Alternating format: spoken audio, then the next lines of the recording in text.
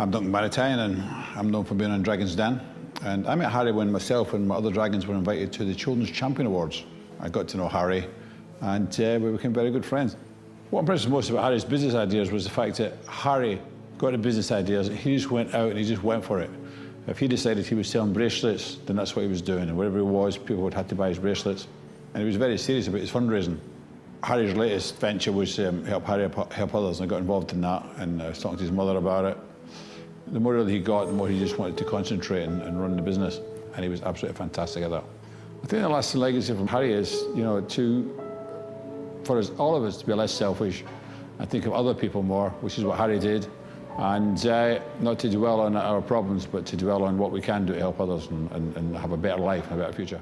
Ladies and gentlemen, welcome back to another edition of On the Line Life Stories, where I speak to some incredible individuals who are related to Aston Villa in some manner about their life stories. And today I'm joined by Georgina Moseley, mother of the late great Harry Moseley, the exceptional charitable individual who throughout his lifetime gave back to the causes that really helped him the most.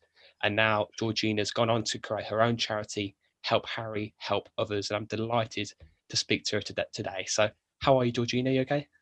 I'm good, thank you, Liam. Yes, thank you for having me on. I just want to know how lockdown's treating you at the moment, because it feels like an eternity that we've been in it. How are you coping?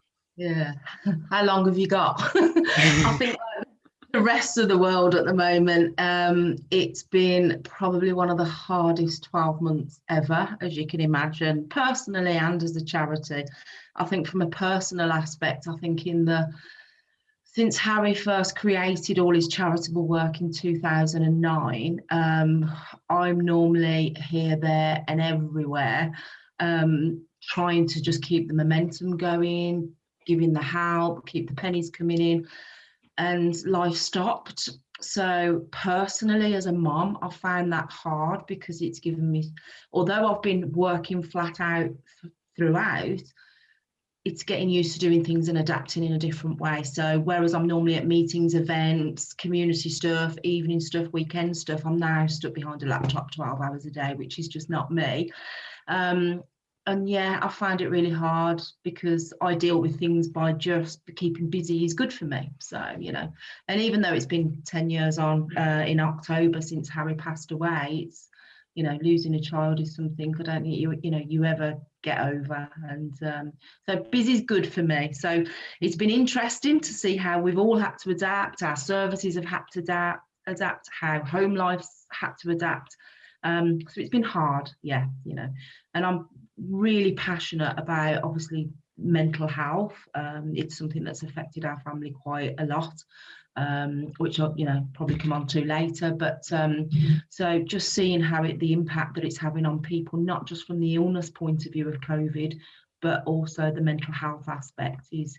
I wish there was two of me to do something just for that. I'm all about cancer. I'm really supporting the mental well-being of people affected by cancer, but I think something more needs to be done for mental health in general. This is a really sensitive topic for yourself, and I really appreciate you coming on just to talk about the process of you going through that journey. So I just want to start right at the very start, when Harry came into life. Instantly, what were your emotions? Because I imagine a newborn child was such a great experience for you. Absolutely. Harry wasn't my first. I've got three amazing children. His older brother Louis, and his older sister Danielle. They're still, I'm very blessed that they're still here with us, and they're young adults now. So Harry was the third, but he was, my last child, and my family was complete with Harry. So, as any parent, there is nothing more precious than, I think, having a child and growing your family. So, and I'm very much all about family.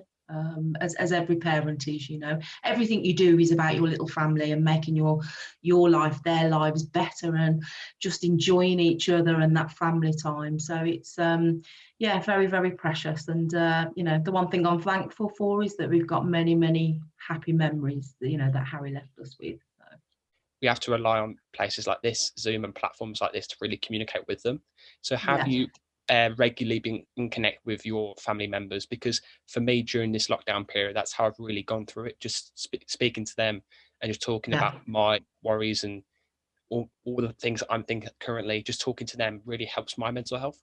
Yeah, it's been really, really hard. And although I do a lot of our social media and stuff for the charity, I'm not a big technology fan. So just as that adapted and picking up everything with Zoom. I mean, a lot of the time, me and the kids would FaceTime each other, you know, and I've actually got a little granddaughter who's 4 in March. And I've not seen her now since lockdown. She's also quite poorly. She's asthmatic like me, but she's very poorly. So she's been shielding, you know, which has been hard.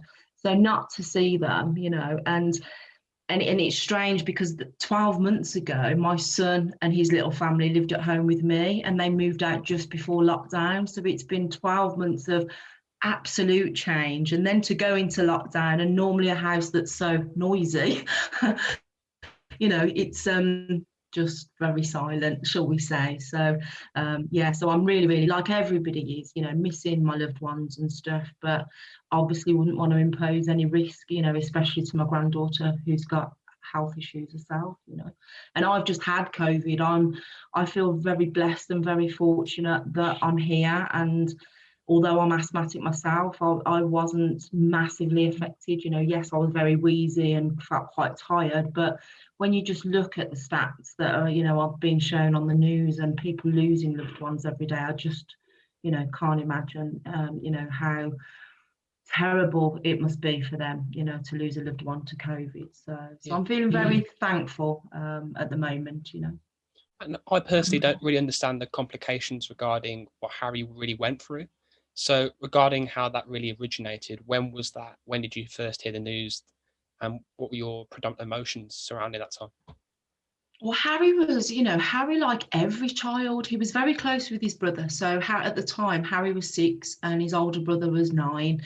They were very close. They shared a bedroom. They played together after school. You know, we you know, we're a very average working class family. So, you know, where we live, you certainly don't let the kids out to play as such. Is that safe anywhere nowadays? Yeah. So they were exceptionally close. And then we just, you know, Harry loved playing football with his brother and all games and all sorts of stuff. And then he just started. One day, I noticed that he was looking at the TV and a little bit later reading a book, but instead of something being straight in front of him, he was turning his head to a 90-degree angle, to the point that I said, Harry, why are you looking out the window? And he said, I'm not, Mum, I'm looking at the TV. So straight away, we just didn't think it would be anything like a brain tumour, but so we got him booked in the same day to the opticians, and I said, look, something's not right. He's turning his head a complete 90-degree angle. And they assessed Harry and sent him off. They said, look, there's a shadow on his eye, we'll refer him to the hospital.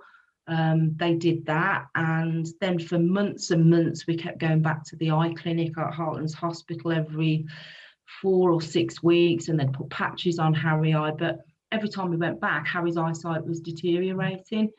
And in the end, they said, well, look, we're going to keep on just doing as we're doing. And I said, no, you're not, because you're going to wait for him to lose his eyesight. You know, you need to find out what's causing that. So, and I suppose being a panicky mom, you know, but I said, something's got to be making this happen. And they said that they were going to send for an MRI scan. That got lost. And then eventually, this was from the September and then the February, actually on Valentine's Day 2007.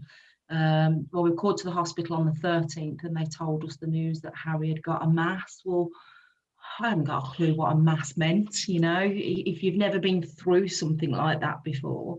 And then they basically said, yeah, you know, he's got a brain tumour.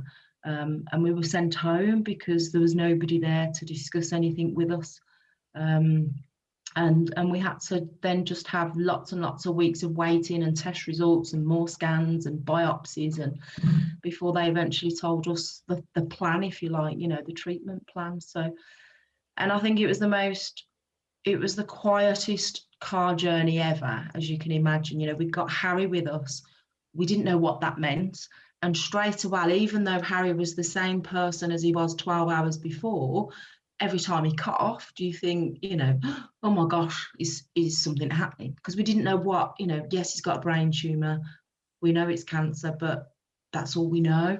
So we found it really, really hard. And the waiting to be the hardest part, in all of that. It's just felt like our world crumbled all up overnight. Because of the weeks and weeks of waiting, we had to, as you do, we tried to keep as much normality. So both me and Harry's dad, my husband at the time, we both carried on going to work. The kids carried on going to school, but we obviously made them aware of it, of what was happening. But we could only tell them what we knew, which was not a lot. So, but we just couldn't function.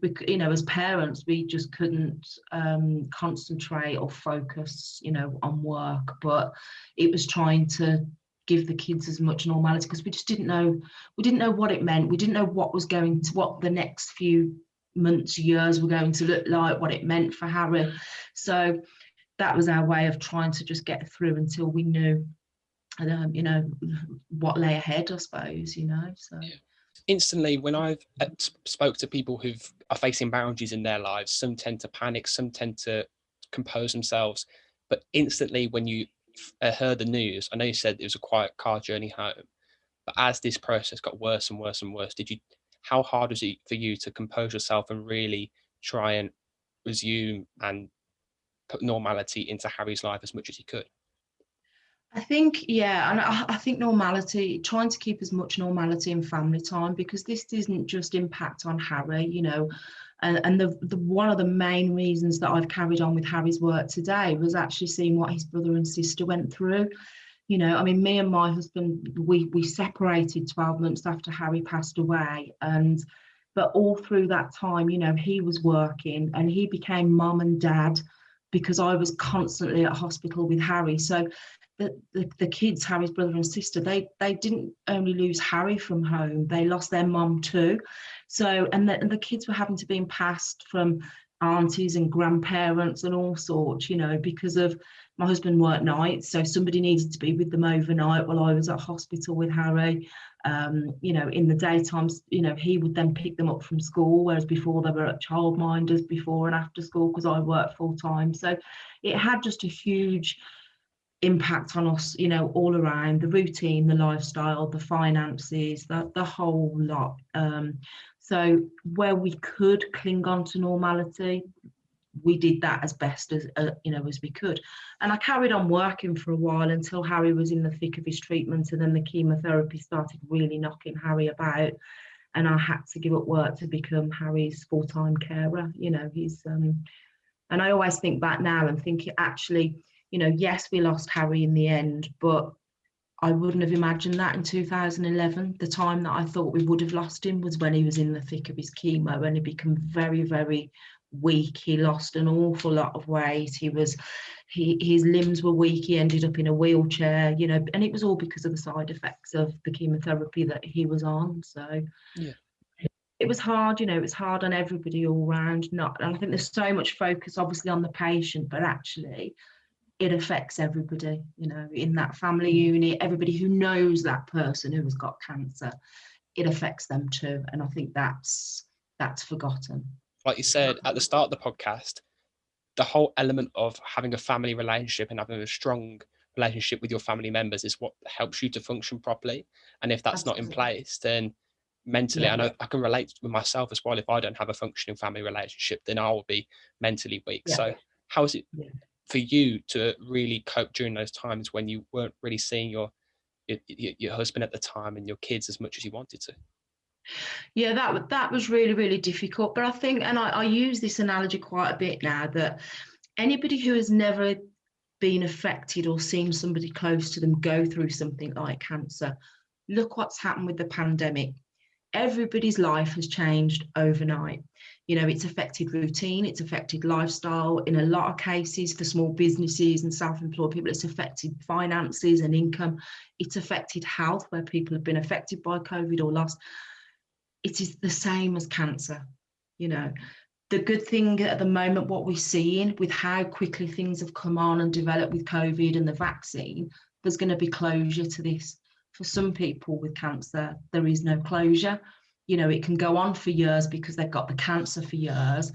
And there's one of two outcomes: either somebody gets better, or sadly, like Harry, you know, they pass away. But that impact is still left with the loved ones that are left behind. So I think really, if any of your viewers are watching and they've never gone through something like cancer, the pandemic is the best sort of example I can give. Look, overnight, we had no warning. Like with us with Harry, we never expected it to be. Nobody ever expects that one of their family members to be diagnosed with cancer, you know, even today. And it's quite common now, isn't it, to what it was 20 years ago. It's but you just have to function, and like everything else in life, you just have to, you know, have the broad shoulders and crack on with it. And I think everybody does, you know, and especially children. You know, Harry did. He retained such a positive outlook, and I think that's because he was a child. He understood how serious it was, but you know, we told him what he needed to know. Whereas with adults, I think we overthink things, we worry, you know, too much, and we can be our own sort of victims of our own mind, if you like, with the thought process. So it was just right, let's do this. We know however long that, you know, he's not going to be, but the goal is we get Harry better. Whatever we face through that, there's going to be some closure at the end of it. Sadly, it wasn't the ending that we wanted, but you just have to get on, you know, and keep as much normality as you can. With the characteristics that Harry had, and how you said that he was such a happy child through those times, do you try and implement his characteristics within the charity work that you do now? Oh, I do, but Harry had such a great, I mean, everything I do, it sounds like I come across, I'm probably known as Miss Doom and Gloom, you know, because everything I talk about all day is cancer. But Harry had, you know, and I can feel now talking about him, my face lights up, you know, but he had the most wicked sense of humour.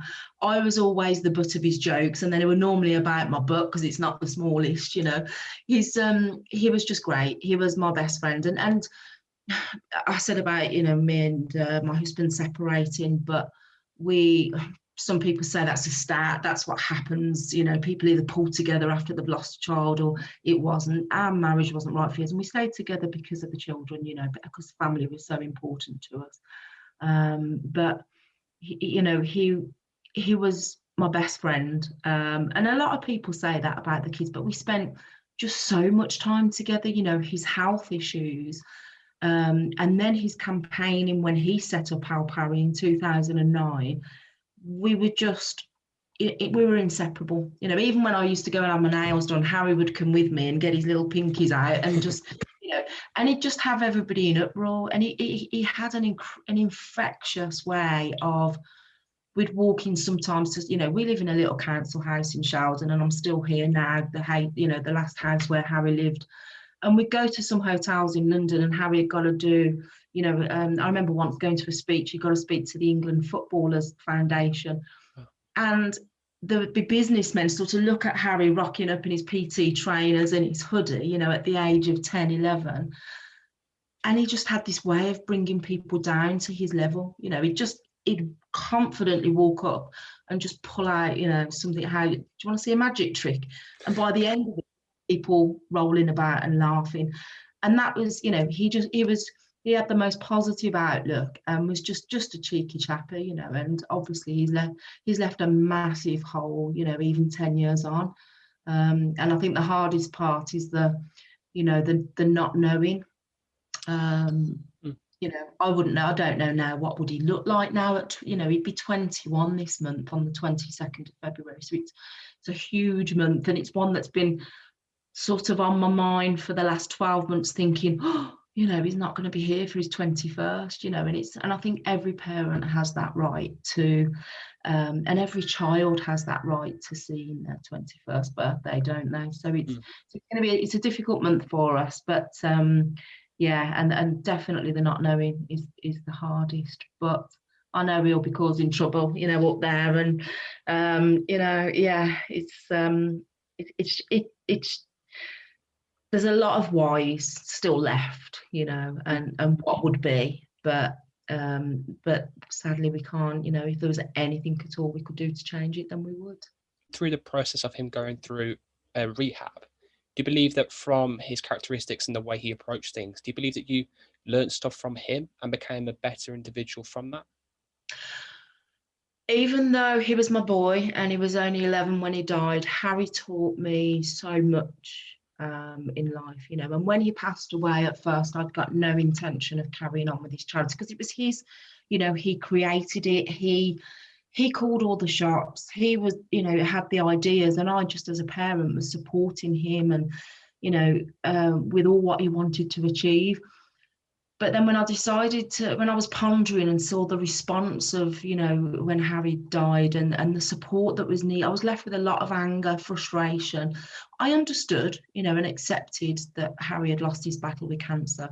But so many other people that I heard of was going through, you know, as I said, we lost our routine, we lost our lifestyle, we had to give up work, we ended up with debt, I ended up losing my home, you know, and it felt wrong, but there wasn't that support there. And everywhere we tried to reach out throughout that process, there just didn't, it felt like you were fighting for everything. And I just thought, you know what, Harry's left an amazing legacy.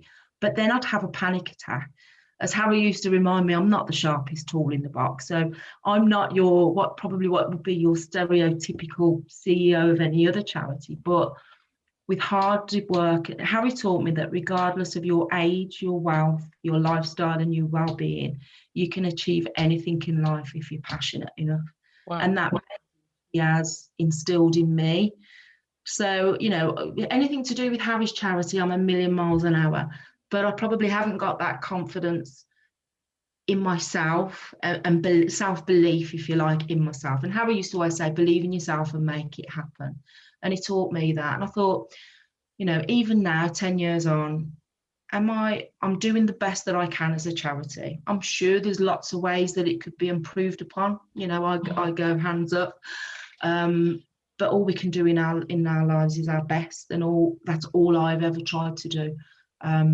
But I'm immensely proud because I never thought that we would be here still you know, we registered the charity in the summer of 2012.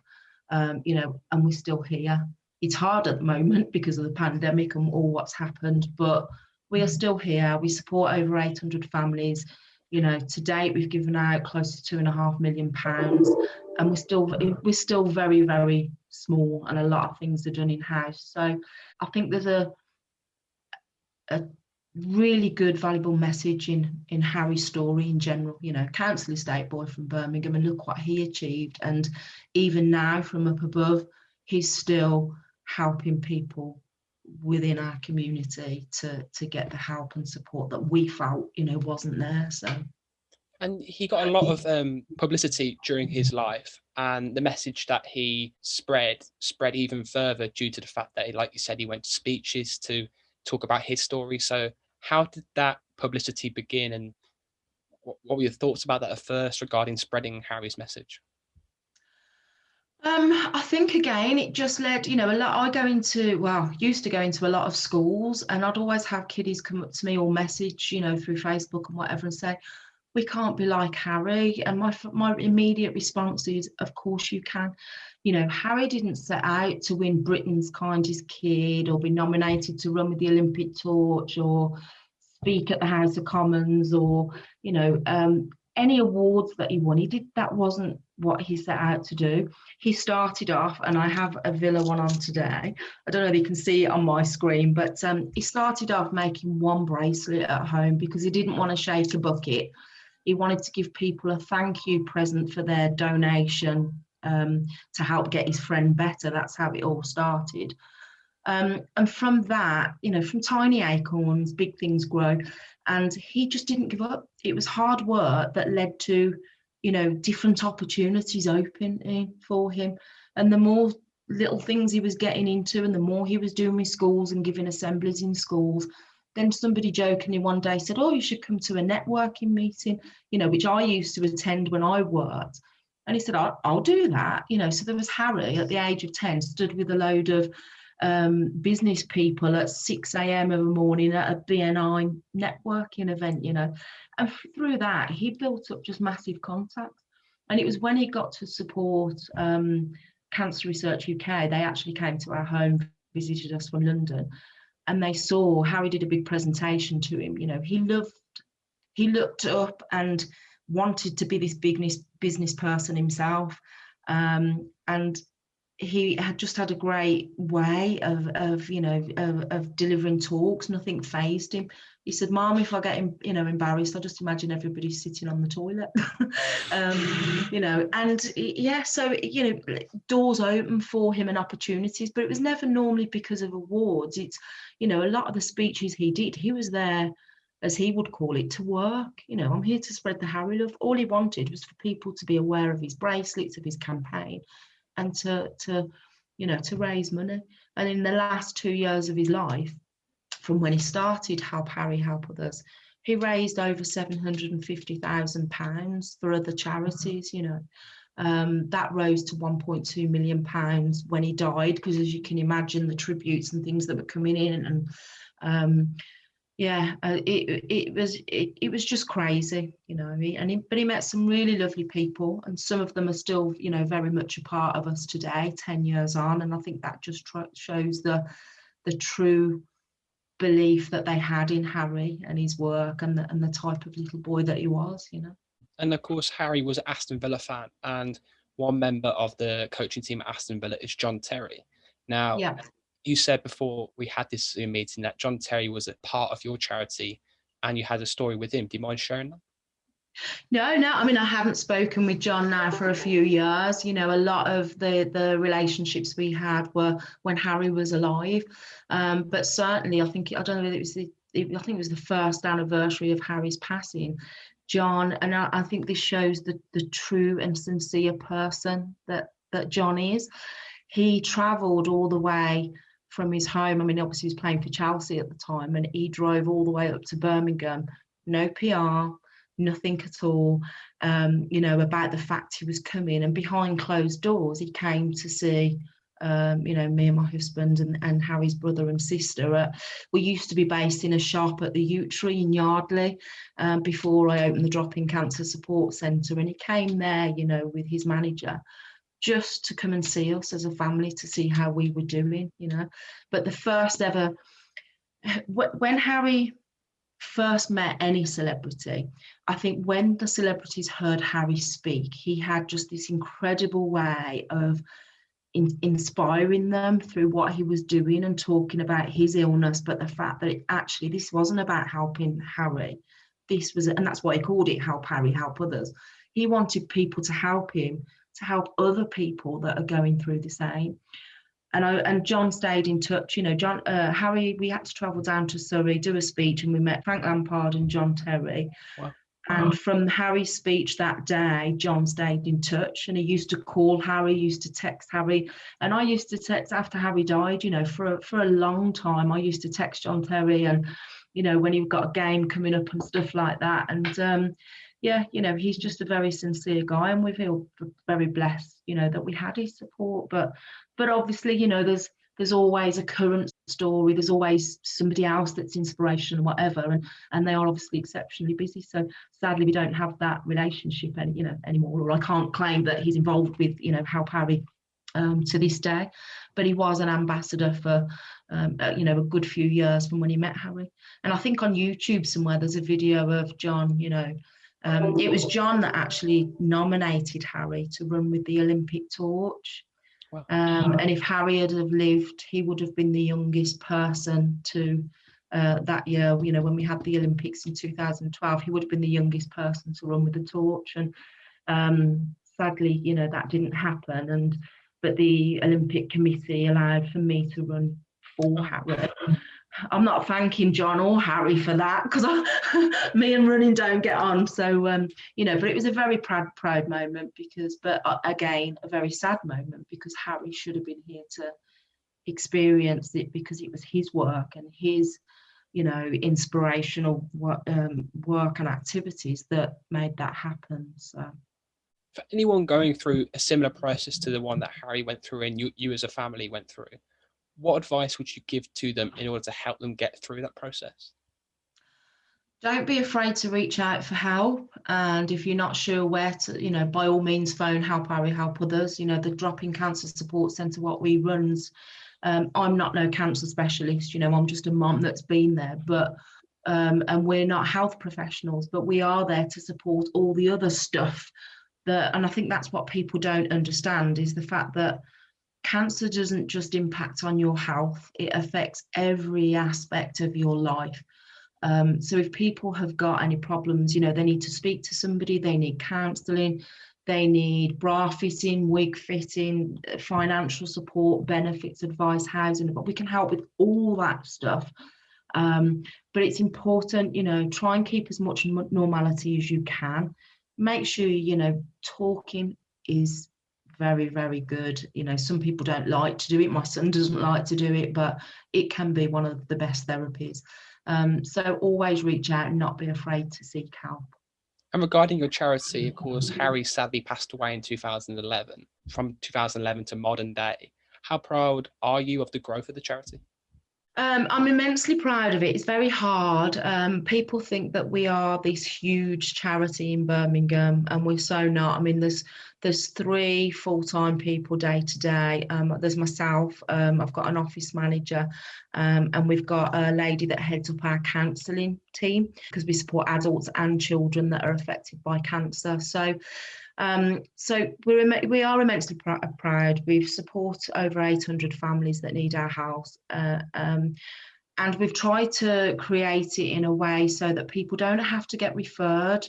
If you're having a bad day today, you don't want help in 6 months' time or 9 months' time, because there's a referral process that you've got to go through, or there's a postcode lottery. So we've tried to knock down all those barriers so people can physically phone themselves, and they can drop in and be guaranteed to get support. Obviously at the moment we can't be open as the centre as such, but we're still offering all of our services online, and we're fully operational in the best way that we can do through the pandemic. Yeah, and of course Help Harry, Help Others has been a massive part of your life, but regarding future goals, where do you want the charity to go? I don't, in all honesty, at the moment, this year is going to be a big thinking year for me, because I think we have to look at the end of the pandemic, what normality looks like. What I don't want to do is, we found after the first pandemic that even when we opened the centre back up, clients were very nervous and reluctant and fearful to step outside. The pandemic has created such a lot of fear and anxiety amongst the cancer community, because obviously they're most vulnerable. What I don't want to do is, the model that we've created is that we've provided a home from home where everybody can drop in if they have a bad day, very informal, it's not office or clinically, it is like a giant lounge.